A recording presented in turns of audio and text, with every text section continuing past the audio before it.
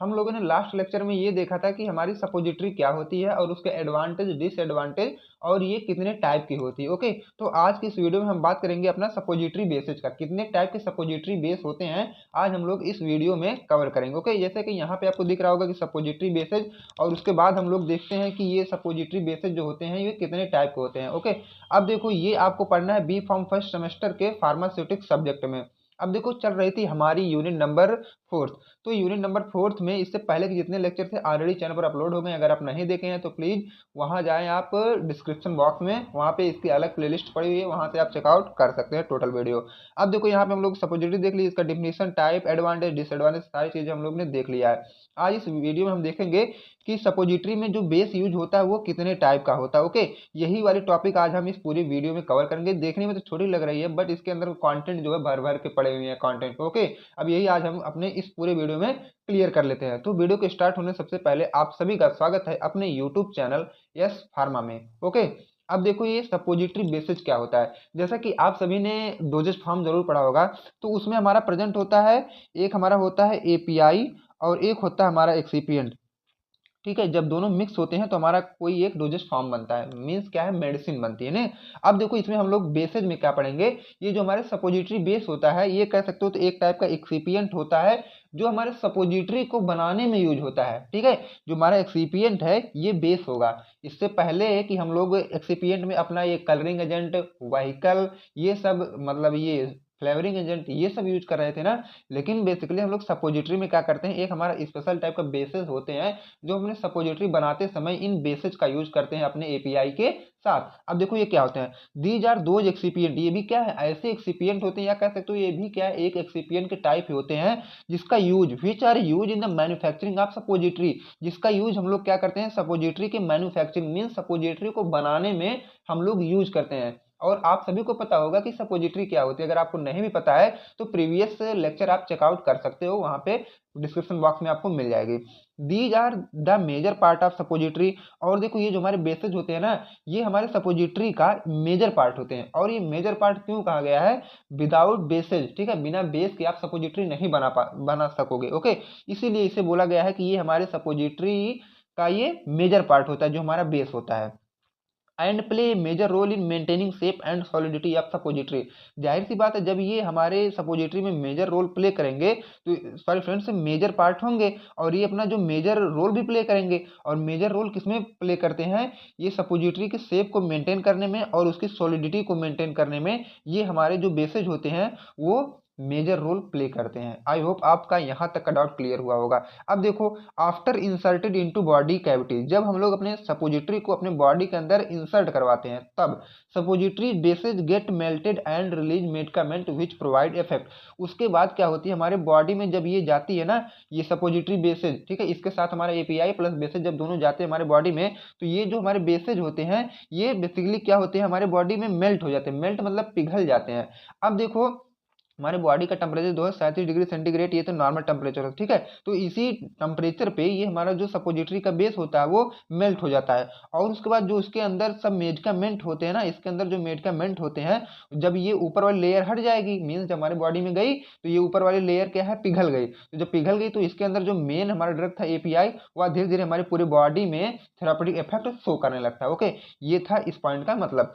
अब इसके बाद हम लोग देख लेते हैं कि एग्जाम्पल, जैसा कि आप सभी ने अब तक बेस बेस पढ़ते चले आ रहे हो, ठीक है, तो हम लोग 2-3 टाइप के बेस का यूज करते हैं। बेस तो बहुत होते हैं बट यहाँ दो का एग्जांपल आप देखो, एक जो ज्यादातर यूज होता है थियोब्रोमाइल, जो दूसरा होता है हमारा पॉलीथिलीन ग्लाइकॉल, ठीक, और भी होते हैं बट ये जो हमारे मेजर होते हैं वो हम दो यूज करते हैं ज्यादातर। ओके, अब देखो आइडियल प्रॉपर्टी सपोजिटरी बेस, जैसे कि हर एक पर्सन की कुछ आइडियल प्रॉपर्टी, जैसे आप ही हो, आपकी प्रॉपर्टी कुछ ऐसा होगी कि पढ़ने में बहुत तेज हो गए। ओके, कोई भी चीज़ अगर आपको समझाई जाती है तो तुरंत पकड़ लेते हो ना, और आप दौड़ने में तेज हो, खाने में तेज हो, टहलने में तेज हो, ये सब आपकी प्रॉपर्टी है। बट देखो जो हमारे सपोजिटरी बेस है इसकी प्रॉपर्टी क्या होती है, it should not be toxic. सबसे पहली बात तो कि ये टॉक्सिक नहीं होता है, मतलब क्या है, ये जहरीला पदार्थ नहीं होता।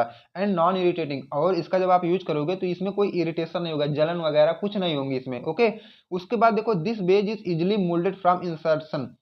अब देखो यह एक ऐसा बेस है जिसको हम लोग क्या है, आसानी इसको मोल्ड कर सकते हैं। मोल्ड मतलब अगर इस टाइप का आपको दिया गया तो अगर आप इसको इस फॉर्म में बनाना चाहते हो तो आसानी से मोल्ड कर सकते हो, ठीक है। और जब आसानी से मोल्ड होगा तो आराम से इंसर्ट भी हो जाएगा हमारे बॉडी में, ठीक है। तो यही लिखा गया this base is easily moulded for insertion, insert के लिए आराम से ये मुड़ जाते हैं। This base is chemically stable to ensure the efficacy of API. अब इसमें जो बेस प्रेजेंट होते हैं मतलब सपोजिटरी बेस जो होते हैं वो एपीआई की इफिकेसी, ठीक है, वो बढ़ाए हुए होते हैं। उसके बाद देखो it is melt as body temperature, आप लोगों ने इसके पहले देख लिया था कि ये जो हमारी होती है ये बॉडी टेम्परेचर पे मेल्ट हो जाती है। लगभग क्या बॉडी टेम्परेचर आपका होता है 37 डिग्री सेंटीग्रेड, और या 37 डिग्री सेंटीग्रेड पे जो हमारी बेसेज होते हैं वह मेल्ट हो जाते हैं। This base should have smooth texture. और देखो ये जो बेस होते हैं इनके जो टेक्सचर मतलब बनावट होता है वह थोड़ा सा स्मूथ होता है, मतलब चिकना टाइप का होता है। ओके, अब देखो टाइप ऑफ सपोजिटरी बेस, यहाँ से आपका डायरेक्ट क्वेश्चन पुटअप होता है कि सपोजिटरी बेस की आप लोग टाइप लिखो। अब देखो ये यहाँ पे मैं ये मेंशन भी किया हूँ कि ये कभी कभी 7 मार्क्स का पूछा है या तो 10 नंबर का भी पूछता है, तो इससे यह पता चलता है कि हमारे टॉपिक बहुत इंपॉर्टेंट होने वाले हैं। ओके, अब देखो ये जो सपोजिटरी बेसेज होते हैं ये हमारे मेनली 4 टाइप के मिलेंगे आपको। एक ऑयली बेस, एक हाइड्रोफिलिक बेसेज, एक वाटर डिस्पर्सिबल बेसेज या एक्वस बेसेज, उसके बाद क्या है इमल्सिफाइंग बेसेज। ओके फ्रेंड्स, अब देखो ऑयली बेसेज हमारे क्या होते हैं। सबसे पहले हम लोग ऑयली वाला देख लेते हैं। ऑयली क्या होते हैं, जैसे कि नाम से पता चल जाना चाहिए, इसमें क्या है ऑयल का रोल कह सकते हो तो ज़्यादा होगा। ऑयल का रोल मतलब जैसे कि फैटी बेसेज वगैरह होते हैं ना, आप इसको भी ऑयल टाइप के जो होते हैं उसे भी बोल सकते हो। It is also known as oleaginous या फैटी बेसेज, इसको अगर दूसरे नाम से जाना जाए हम लोग तो ओलिजीनियस या फैटी बेसेज भी इसे बोल सकते हो। और ऑयली बेसेज के हमारे 2 एग्जांपल, एक थियोब्रोमा ऑयल और एक ट्राइग्लिसराइड। अगर आप इन दोनों की प्रॉपर्टी चेक करोगे तो कहीं ना कहीं ये ऑयली निकलेंगे। ओके, इसीलिए क्या है ऑयली बेसेज के अंडर में इन्हें रखा गया, जैसा कि थियोब्रोमा ऑयल और ट्राइग्लिसराइड, ये है हमारे ऑयली बेसेज के example.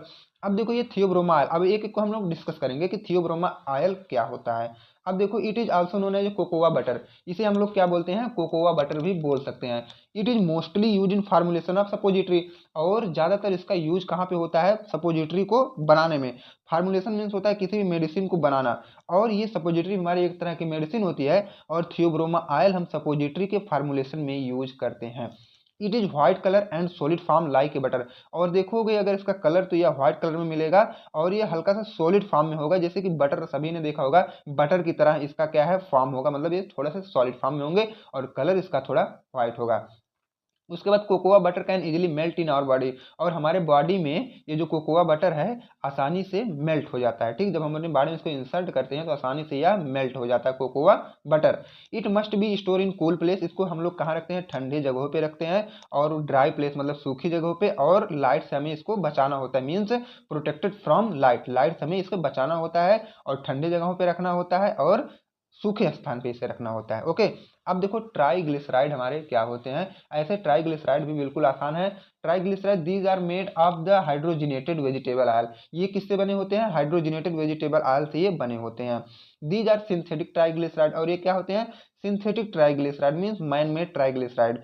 These are expensive than the theobroma oil, अगर देखा जाए कि थियोब्रोमा ऑयल के अपेक्षा ये जो है ज़्यादा एक्सपेंसिव होते हैं हमारे ट्राइग्लिसराइड। अगर इसका एग्जांपल देखो तो पाम ऑयल और कोकोनट ऑयल, पाम ऑयल तो सभी लोग देखे होंगे और कोकोनट ऑयल भी सभी लोग देखे होंगे, तो ये हमारा था ट्राइग्लिसराइड। ओके फ्रेंड्स, अब इसके बाद हम लोग कवर करेंगे अपना सेकेंड वाला, मीन्स क्या है हाइड्रोफिलिक बेसिस। अब देखो हाइड्रोफिलिक बेसिस भी वैसे हम इजी वे में कवर कर लेंगे।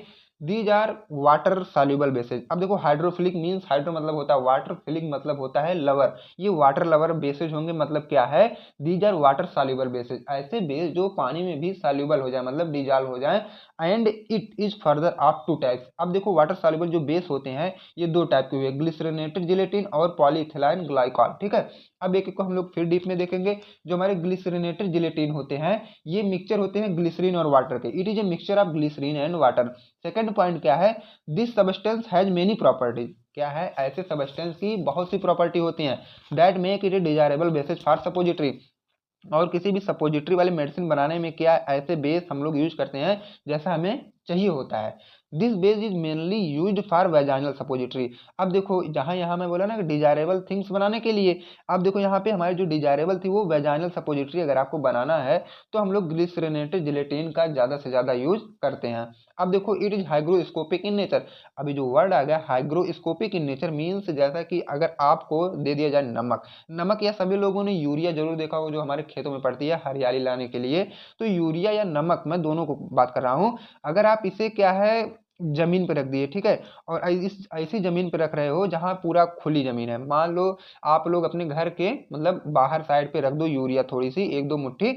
उसके बाद आप 3 दिन बाद देखोगे तो वहां यूरिया नहीं मिलेगी। क्यों नहीं मिलेगी? क्योंकि वह मॉइस्चराइजर हो जाती है, ठीक है, एयर और वाटर के कांटेक्ट में आके वह मतलब डिजॉल्व होकर खत्म हो जाती है। इस कंडीशन को हम बोलते हैं हाइग्रोस्कोपिंग। मतलब क्या कह सकते हो कि धीरे धीरे इसमें से हल्का हल्का क्या वाटर निकलने लगते हैं ना, जैसे नमक रखा गया कहीं पे, सभी लोग बोलते हैं नमक पसीज रहा है, तो इस कंडीशन हल्के हल्के वाटर निकलते हैं ना, इस कंडीशन को हम बोलते हैं हाइग्रोस्कोपिक इन नेचर। और यह जो हमारा ग्लिसरीनेटेड जिलेटिन होता है यह भी हाइग्रोस्कोपिक नेचर का होता है, इसलिए हमें इसे क्या है खुले में नहीं रखना होता है। ओके, सेकंड इसी में था पॉलीइथाइलिन ग्लाइकॉल। अब हम देखते हैं कि हमारा पॉलीइथाइलिन ग्लाइकॉल क्या होता है। It is polymer of ethylene oxide and water. ये देखो इथिलीन ऑक्साइड और वाटर का एक पॉलीमर होता है। अब पॉलीमर हम उसे बोलते हैं, एक मोनोमर की यूनिट जब कई सारी यूनिटें बनाती हैं तो उसे हम बोलते हैं पॉलीमर। पॉलीमर मतलब होते हैं बहुत से यूनिट, किसकी? मोनोमर की बहुत सी यूनिट को हम बोलते हैं पॉलीमर्स। ओके, तो ये इथिलीन ऑक्साइड और वाटर की पॉलीमर होती है, मतलब एक यूनिट नहीं और कई यूनिटें होती हैं। ओके, उसके बाद the polyethylene glycol suppository can be prepared by both moulding and cold compression method. ये जो हमारे दो मेथड, कोल्ड कंप्रेशन मेथड और मोल्डिंग मेथड, ये हम आगे पढ़ेंगे मेथड ऑफ प्रिपरेशन में, ठीक है। सपोजिटरी के मेथड ऑफ प्रिपरेशन में वहां मैं इसको डीप बताऊंगा। और पॉलीथिलीन ग्लाइकॉल सपोजिटरी ये दो ही मेथड से बनाई जाती है, एक मोल्डिंग और एक कोल्ड कंप्रेशन मेथड से। अब देखो इमल्सिफाइंग बेसेज हम किसे बोलते हैं। These are also fatty bases, या भी क्या है फैटी बेसेज होते हैं, कंटेन हाइयर मॉलिक्यूलर वेट, जिसका क्या मॉलिक्यूलर वेट जो होता है वह कुछ ज्यादा होता है। जैसा कि पहला हमारा होता है मासा स्टेरियम, ये comprises of mono di and triglyceride of fatty acid. ये देखो फैटी एसिड क्या है, मोनो डाई और ट्राइग्लिसराइड तीनों कंटेंट करते हैं, ठीक है। और देखो व्हाइट सेल क्या होते हैं, comprises of hydrogenated triglyceride of lauric acid with added monoglyceride. Lauric acid में जब हम लोग क्या है मोनोग्लिसराइड ऐड करते हैं तो वह हाइड्रोजिनेटेड ट्राइग्लिसराइड हो जाती है, ठीक है। इस कंडीशन को बोलते हैं व्हाइट सेल, ठीक है। और ये हमें पढ़ना था इमल्सिफाइंग बेसेज में। ओके, तो यहाँ तक आपका आई होप डाउट क्लियर हुआ होगा। अगर आप चैनल पर नए हैं तो चैनल को सब्सक्राइब भी करें ताकि नेक्स्ट वीडियो का इन्फॉर्मेशन सबसे पहले आप तक पहुंचे। अगर आपको नोट्स भी चाहिए तो तुरंत टेलीग्राम ग्रुप को ज्वाइन करो, जिसकी लिंक आपको डिस्क्रिप्शन बॉक्स में मिल जाएगी। ओके फ्रेंड्स, अब देखो इसके जब हम नेक्स्ट में मिलेंगे आप लोगों से, तब हम मिलेंगे आपको ये मेथड ऑफ प्रिपरेशन, जैसे कि सपोजिटरी कैसे बनाई जाती है हैंड रोलिंग मेथड से और compression method. Okay, total doubt वहां पे आपका क्लियर होगा। तो मिलते हैं फ्रेंड नेक्स्ट वीडियो में, तब तक के लिए friend thank you, bye bye, take care.